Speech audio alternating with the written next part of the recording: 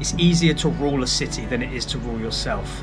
I mean, I've been a coach for 15 years now, best part of 15 years, and I've lost count of the amount of people that I've seen that have come in wanting to lose weight or wanting to make a change in their lives, and they say the statement that is, oh, I know what I should be doing, I'm just not doing it. And I think we can all relate on some level to that, because it's not easy to do what you say you're going to do. But I can't help but think, like, where does that stem from? You know, the whole essence of self-sabotage or self-limiting belief or holding ourselves back seems counterintuitive to what would be productive for our life. And one of the things that I always go back to is, again, referencing Jordan Peterson. Rule number 2 in his book, 12 Rules for Life, was treat yourself like somebody that you care for. And in that chapter, he outlines how you are more likely to give medication to your dog than you are to take it for yourself. Okay, and that whole essence of, like, why wouldn't we do that? Why wouldn't we treat ourselves like someone we care for? And if I sort of ask myself that question, it's like, we are outward facing creatures, right? We see other people, but we don't get to see or hear the internal dialogue, and we don't get to see all the failures and imperfections and flaws that everyone else has. But for ourselves, we know every mistake we've made in our life. We've had a front row seat to every failure, every time we've said something wrong or done something wrong. So it's very easy to hold other people on a pedestal and to put ourselves down in the dungeon and to look at ourselves with judgment and shame. And the reality is that serves no purpose in your progress as an individual. And that's why I think that using Jordan Peterson's second rule in his book, treat yourself like someone you care for, you need to treat yourself like you are both the student and the teacher. Like, if both my brothers have kids, and I sometimes listen to the way that they communicate with their son, daughter, and it's like, right, if you fall down, you get back up. There's encouragement. There's encouragement to, right, what do we do when we stumble? What do we do when we fail?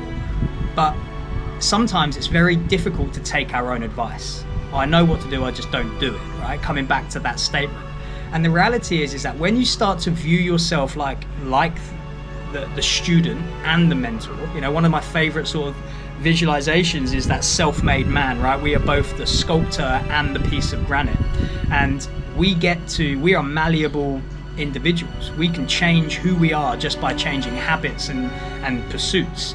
And we can 100% change who we are, right? We're not a fixed entity. We are adaptable and moldable, and we can change that.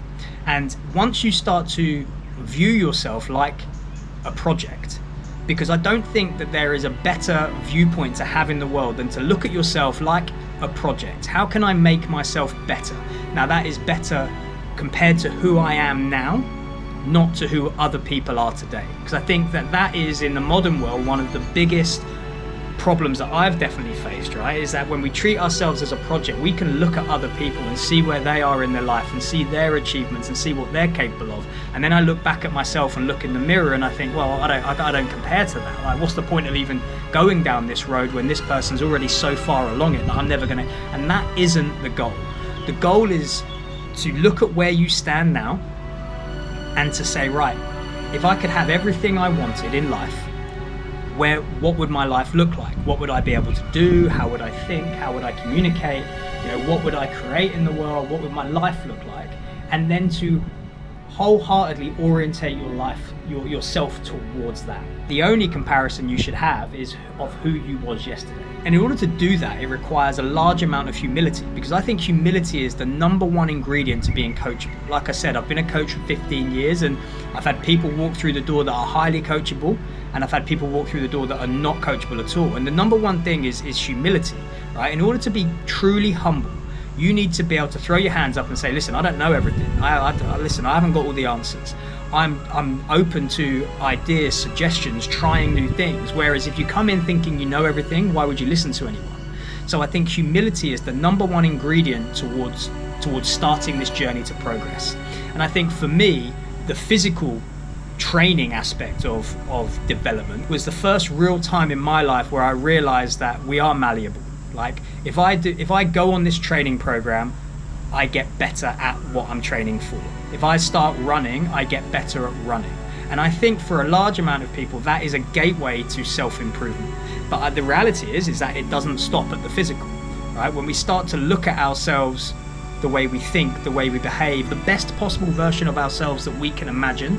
What does that look like? The analogy that I often lean on here is one of a sat-nav, right? A sat-nav is an amazing piece of technology, right? The two main ingredients for that sat-nav to even be of any purpose at all is knowing where do I stand now and where am I trying to go to. And once you have those two destinations or two places, now all of a sudden this bit of technology takes on a mind of its own, and we now have a route. And the reality is, for me anyway, is that there are two main ingredients for personal development that we have to have. One is to look at yourself with complete humility and through the eyes of that mentor. Right, who are you? Where do you stand? Like, what are your strengths? What are your weaknesses? Where are your flaws? It's not judgmental. Like, what is your perception of yourself? And you start practicing this. You start being like, well, hang on, like, you know, I don't handle this stressful situation very well. Well, how do I get better at that? And Alex Hormozi said on a podcast once, he said, like, and this is along the similar lines of being a mentor. He said, like, if you had a child and you wanted this child to be a strong, tough individual, like, you wouldn't give them an easy life. You would give them challenges to overcome so that they could start to realize what they're capable of. And if you wanted your child to develop patience, like, you wouldn't give them everything they wanted when they wanted it. You would develop them in a way that allows them to develop the traits that we would want. You know, and I think that if you can start looking at yourself like that, look at yourself like you're the child that you are trying to encourage, that all of a sudden, like, now you're looking at yourself and you're like, right, well, do you know what, you're good at this, but this is where you're lacking. So let's devote some time, let's lean into that weakness, which is uncomfortable, right? But as human beings, we have developed, our whole evolution has been around overcoming adversity, overcoming struggles. You know, we are built to contend with the world and ourselves within the world. And if we can make ourselves the best possible version of ourselves, then we only make the immediate world around us, and like ripple effects in water, it transcends out, right? Because this is where the whole statement of, in order to fix the world, you first need to fix yourself, right? Everything starts from within. And I honestly believe that, because it's like, once you start to look at yourself like you are your own mentor, you can sit there and say, well, how good could you be?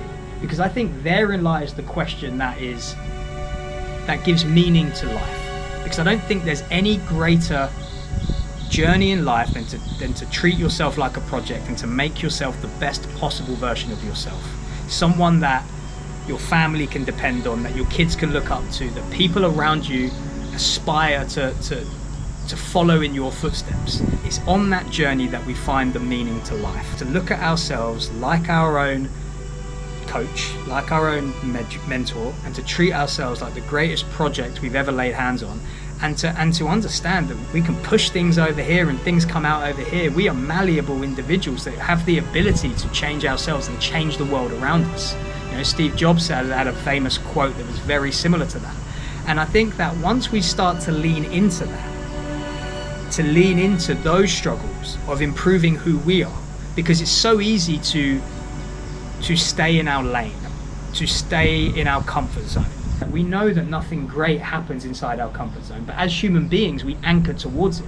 We anchor towards stability, we anchor towards comfort, because we think that it's better the devil we know. But it's not. It's not, because you don't know what the other devil has.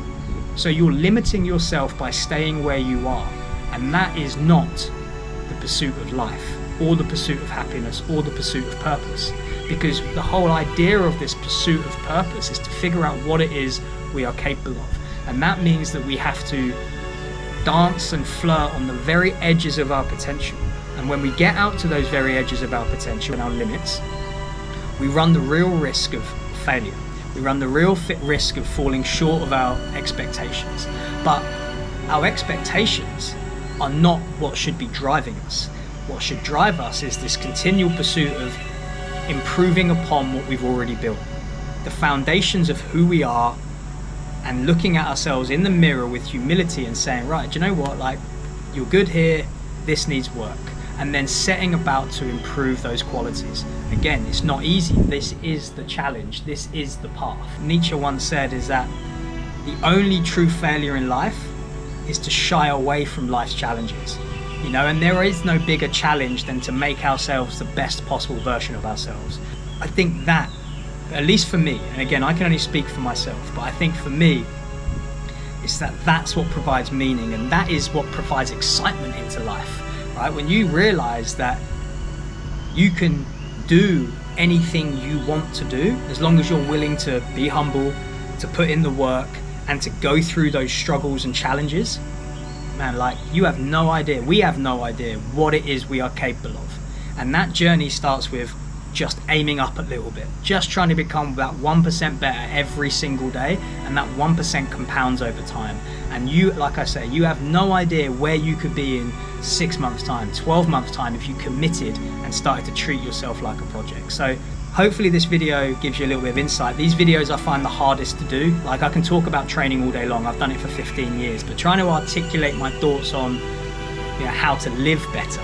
You know, first of all, I feel like there's an imposter syndrome in here, because I by no means have mastered that art, but more sort of sharing the journey of, as I go through this, kind of what my thoughts are around that. I just wanted to articulate that in a hope that I can maybe get better at articulating these streams of thought, so that you guys can get an understanding of how I think about things. Because it's not to say that I've got a better way of thinking than anyone else, but it's just maybe individual to myself, and maybe it helps. I don't know. But yeah, I'm going to leave that there, and I'll see you tomorrow.